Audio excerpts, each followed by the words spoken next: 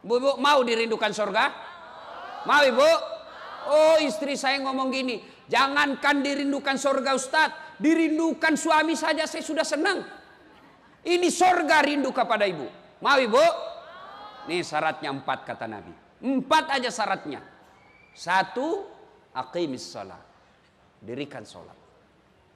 Kenapa Nabi mengkhususkan sholat ini kepada kaum perempuan? Karena setelah saya terpelajari, memang paling banyak perempuan melalaikan sholat dalam kondisi-kondisi tertentu. Apa itu? 1, pesta pengantin. Banyak sekali perempuan tidak sholat gara-gara pesta. Kok bisa Ustadz? Nih mukanya dikira tembok. Coklat, biru, abu-abu, krem. Alisnya dicukur. Bukan dicukur, dicabut. Akhirnya lebih tebal di sini dari sini, dicukur lagi sini. Habis. Jangan ketawa, saya serius ini bu. Yang sudah TV salisnya. Itu Nabi jelaskan laknat Allah mereka yang mencabut dan mencukur alisnya. Anda usah lihat temanmu. Ayo, nih banyak nih. Sekarang perempuan banyak palsu. Bulu mata panjang palsu. Bibir merah palsu. Mata biru palsu.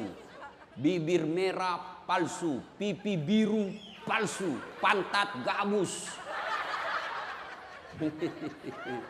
Ayo, kapan lagi kondisi perempuan banyak ndak sholat? Setelah make up. Ini kan ibu-ibu nih yang tebal-tebal make upnya. Dengar ini bu. Kalau sudah masuk waktu sholat, dia pergi wudhu. Tapi karena dia sayang ini bedaknya, maka wudhunya cuma begini. Beleng-beleng. Kan dia takut ini. Ibu, dengar. Kalau ibu pakai make up tebal dan ibu wudhu tidak tersentuh kulit pipinya, tidak sah wudhu. Wudhu tidak sah, otomatis tidak sah sholatnya. Maka kalau ibu pakai make up, kasih dulu tisu basah. Lepaskan semua. 200.000 Ustaz. Sudah baru wudhu. Jadi bagaimana caranya Ustaz supaya kita make up wudhu? Tetap sholat. Wudhu dulu ibu. Sudah wudhu, baru make up. Setelah itu tahan kentut. Biar ibu sudah wudhu, kentut batal. Dia bilang kalau lepas Ustaz, tidak habis, tetap batal.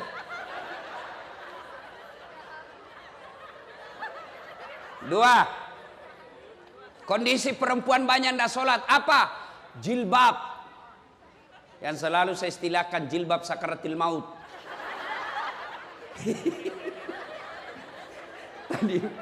Tadi pagi saya di mana ya ceramah itu, di Bekasi kayaknya. Wih, ada ibu-ibu. Saya sambil ceramah dia di depan saya bilang, saya bayangkan bagaimana caranya dia pakai ini jilbabnya ya.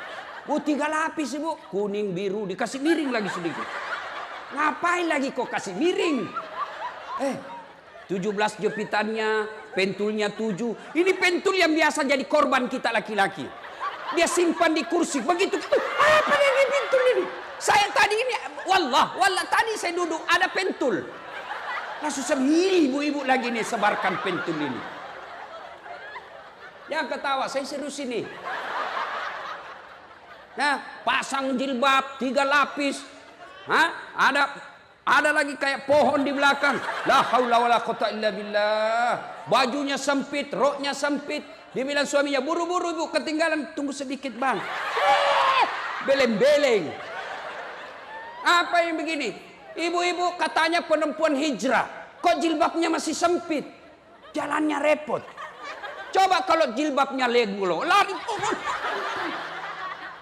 Ya. 1, 2, gara-gara pakaian.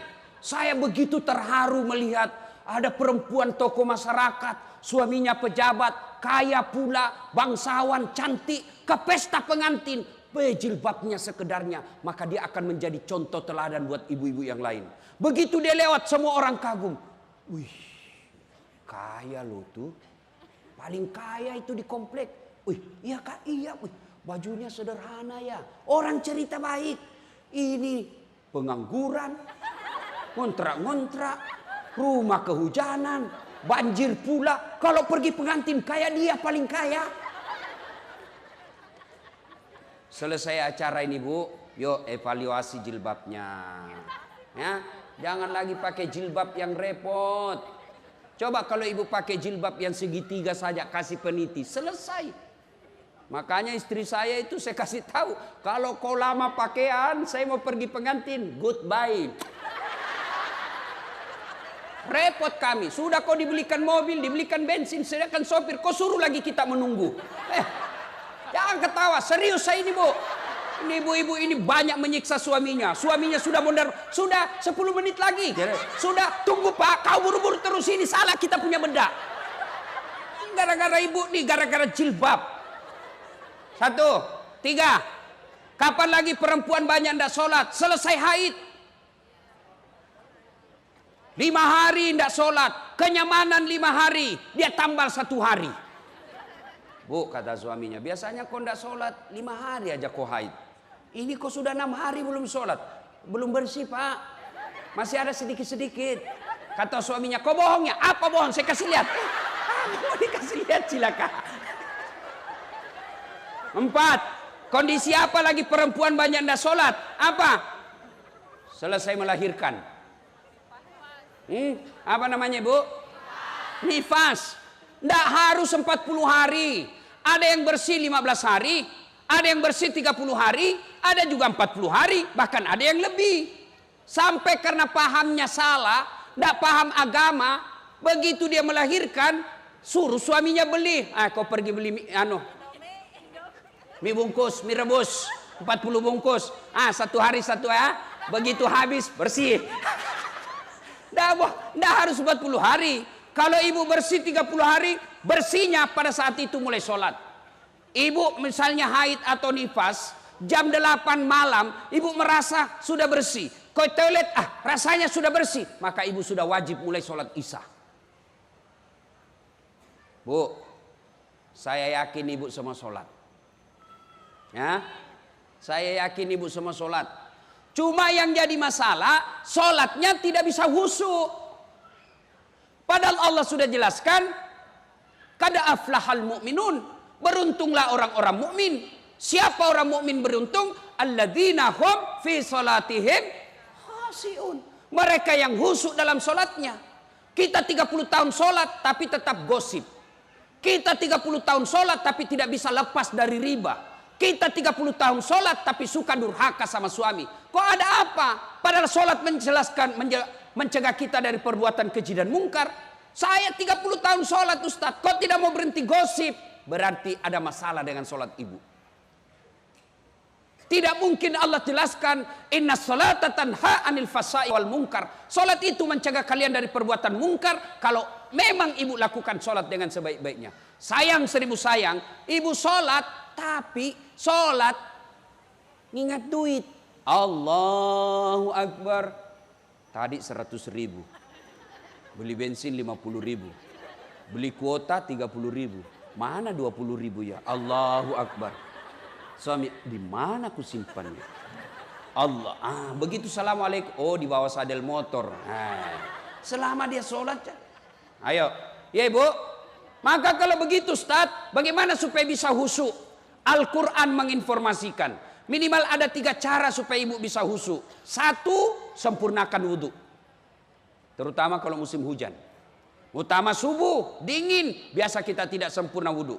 Kapan ini kita wudhu tidak sempurna? Pada saat bagaimana? 1, pada saat membasuh rambut. Ibu-ibu karena dari pesta, mau lambut lagi pestanya jam 10 malam, takut rusak rambutnya, maka wudhunya cuma begini. Ibu lebih betul ibu begini. Atau ini cowok sudah pakai apa namanya itu? Komede. Apa? Itu sudah kan rambutnya anak-anak sekarang lain-lain. Ada sungainya bu, ada got-gotnya, jalan kutu. Dia sudah kasih model rambutnya. Dia takut rusak. Maka kalau dia wudhu dia cuma begini. Bos, salah. Lebih betul kalian wudhu begini. Ini rambut. Kalau ini jidat. Kapan lagi kita banyak wudhu? Salah. Bukan salah. Tidak sunnah. Apa? Quran menjelaskan wudhu membasuh dari jari ke siku. Tapi apa yang kita praktekkan? Dari siku ke jari.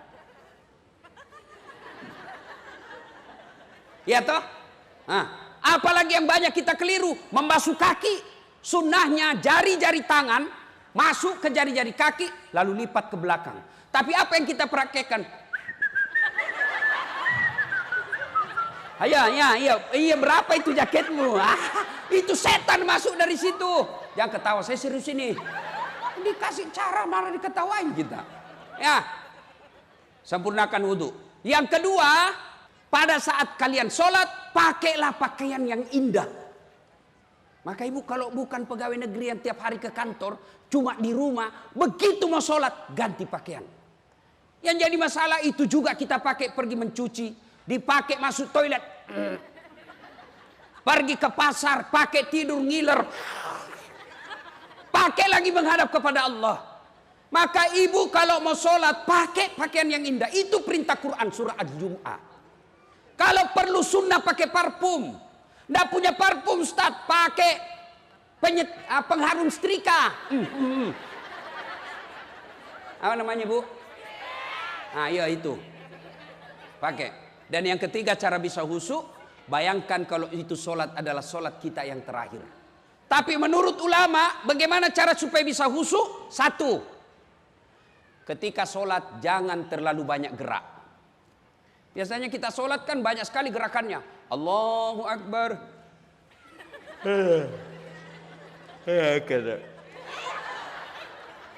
Maliki yaumiddin.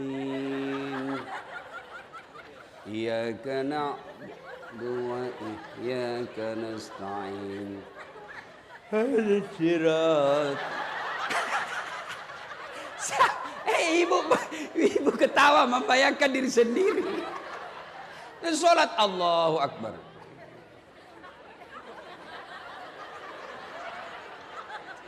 Mode silent dia pakai.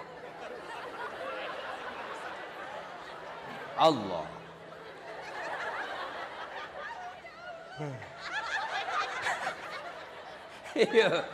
Nah, selesai acara ini, yuk koreksi sholatnya. Sudah sesuai enggak yang diajarkan Nabi? Yang kedua, yang diajarkan ulama, jangan banyak gerak. Apalagi usahakan yang ibu baca paham. Salah satu bacaan yang wajib dibaca ketika sholat Al-Fatihah. Ada yang hafal Al-Fatihah dengan terjemahannya? Ada? Saya kasih hadiah. Ayo Bu, siapa? Siapa yang hafal? Saya kasih hadiah. Ayo, yuk, mana? Hadiah.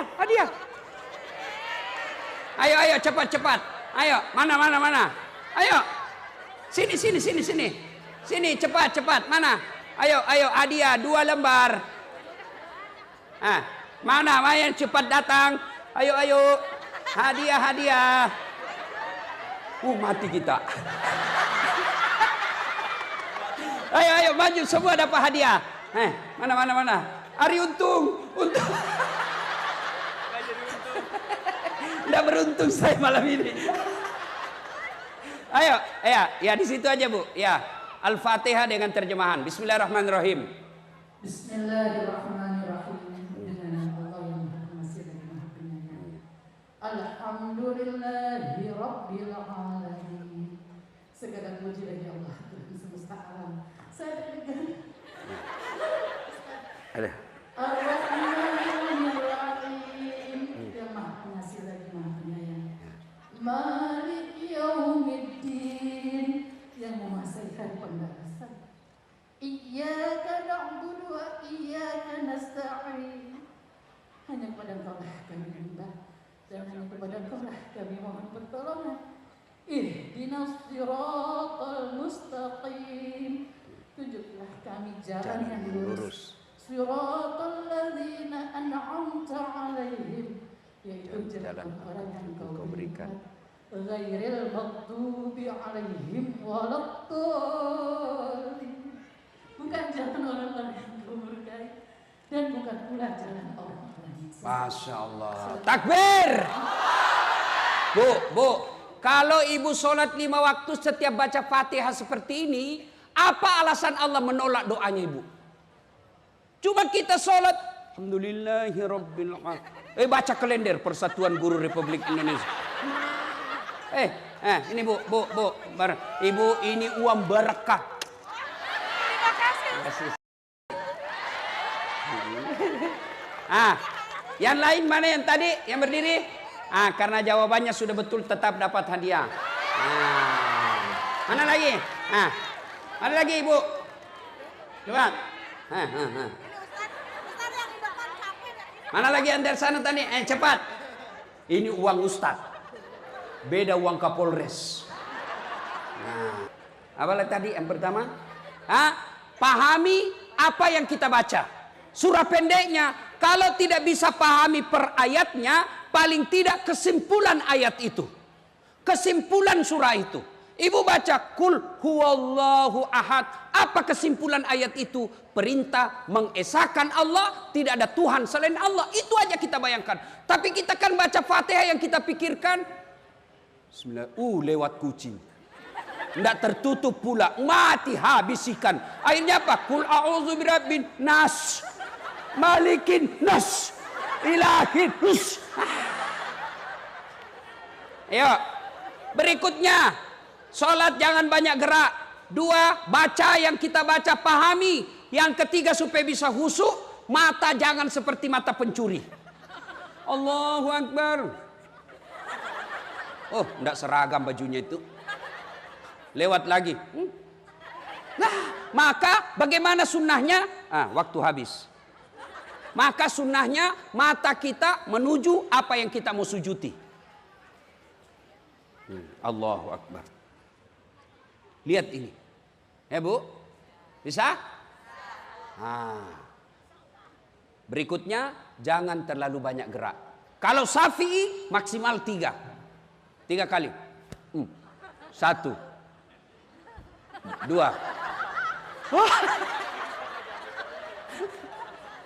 Ya, 1, mau dirindukan surga, dirikan sholat.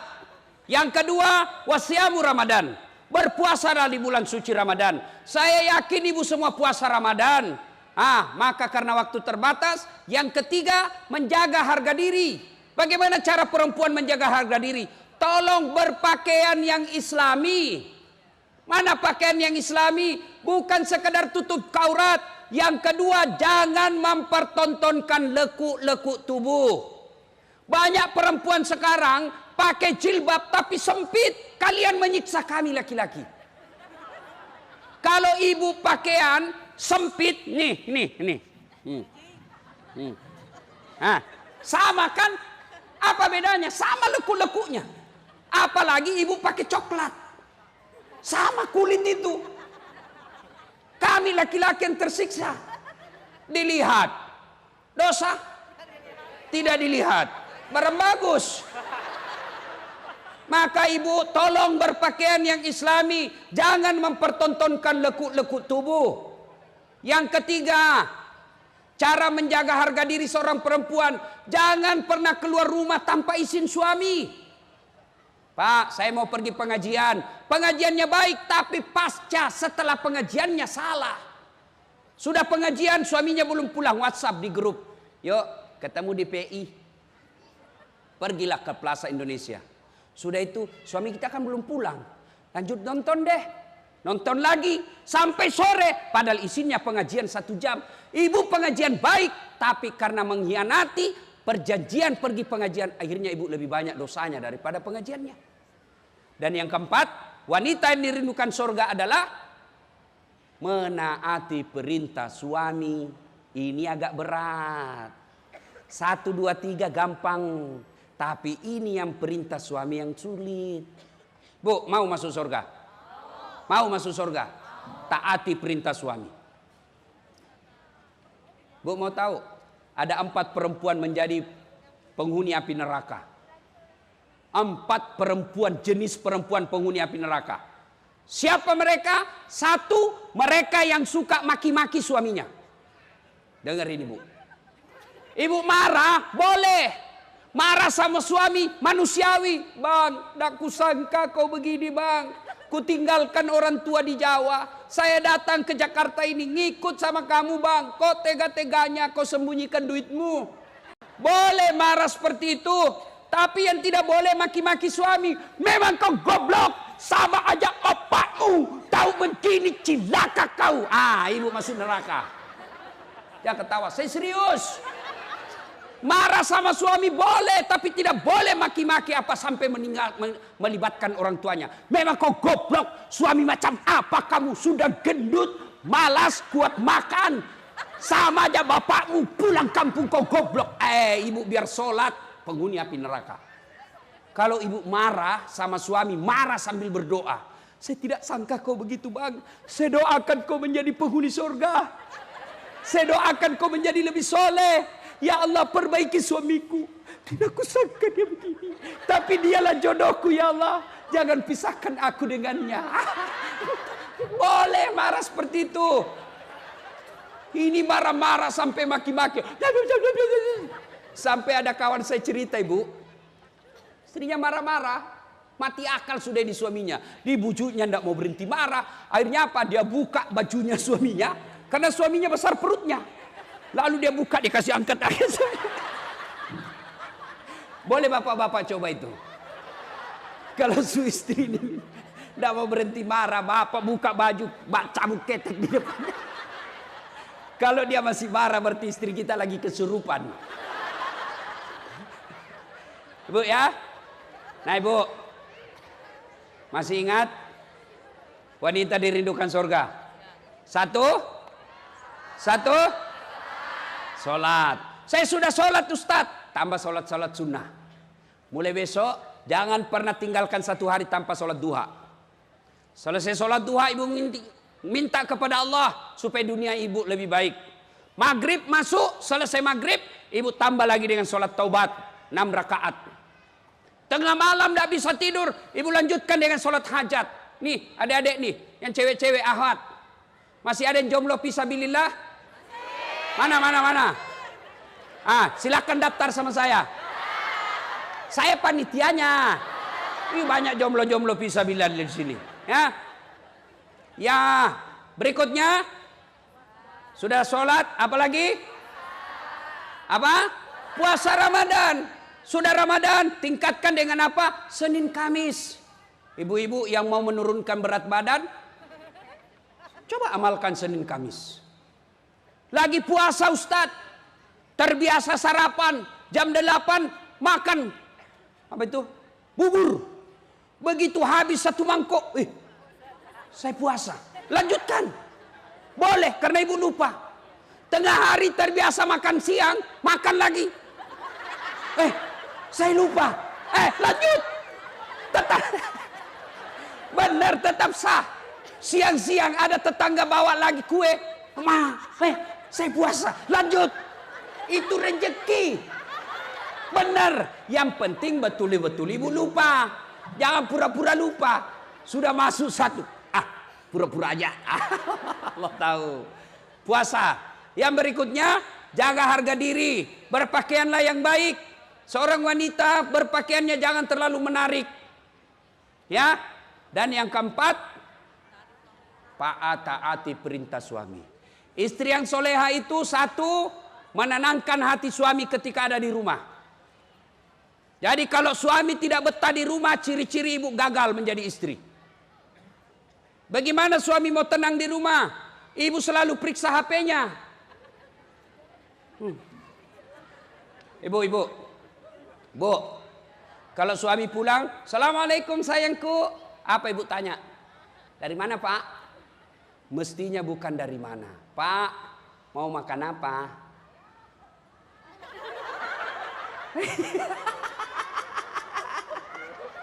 Coba, kan enak perasaan kita. Pulang, sayangku, bila kamu di sisiku, hati rasa syahdu. Oh, tenang perasaan suami. Masuk dapur marah-marah karena berantakan dapur. Ibu peluk lagi sambil menyanyi.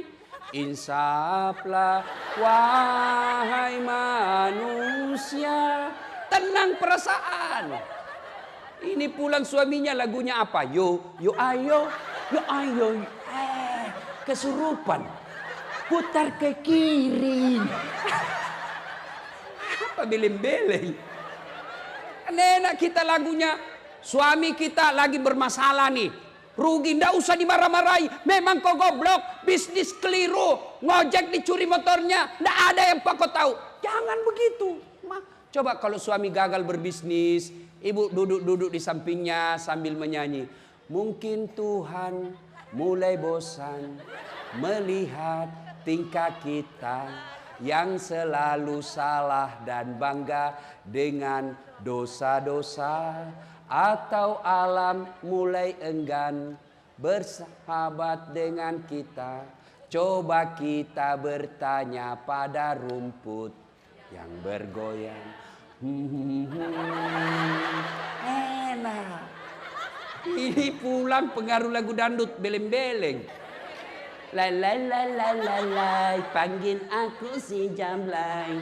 Abang jarang pulang, aku jarang dibelai. Apa lagu-lagu begitu? Ya, taati perintah suami, Bu. Kenapa sih wajib taati perintah suami? Karena dengar ibu, demi Allah, kami suami bertanggung jawab terhadap istri. Istri tidak pakai jilbab, kami yang tanggung dosa. Istri tidak sholat, kami yang ditanya di akhirat kelak. Kalau ibu tidak ditanya soal dosa suami. Ibu tidak ditanya kenapa suamimu tidak sholat. Kenapa suamimu nipu. Tidak ibu ditanya. Tapi yang ditanya kenapa istrimu tidak jilbab. Kenapa istrimu tidak sholat. Kenapa istrimu tidak puasa. Itu tanggung jawabnya suami. Makanya ibu jangan suka ngomel. Bagaimana kita tidak cepat sakaratil maut. Maka kalau mau dirindukan surga, taati perintah suami. Suami saya selingkuh, Ustaz. Suami saya tidak sholat. Suami tidak puasa. Bukan urusan ibu. Kalau ibu lakukan 4 hal ini, maka Nabi jelaskan, Bu, nih karena kau taat kepada 4 ini, Nabi jelaskan, tadkhulul jannati bisalam. Silakan masuk surga ibu dari pintu mana yang ibu mau. Enak kan? Nah, ibu bapak saudara-saudara sekalian, banyak yang kita mau sampaikan tapi waktu yang terbatas. Insya Allah.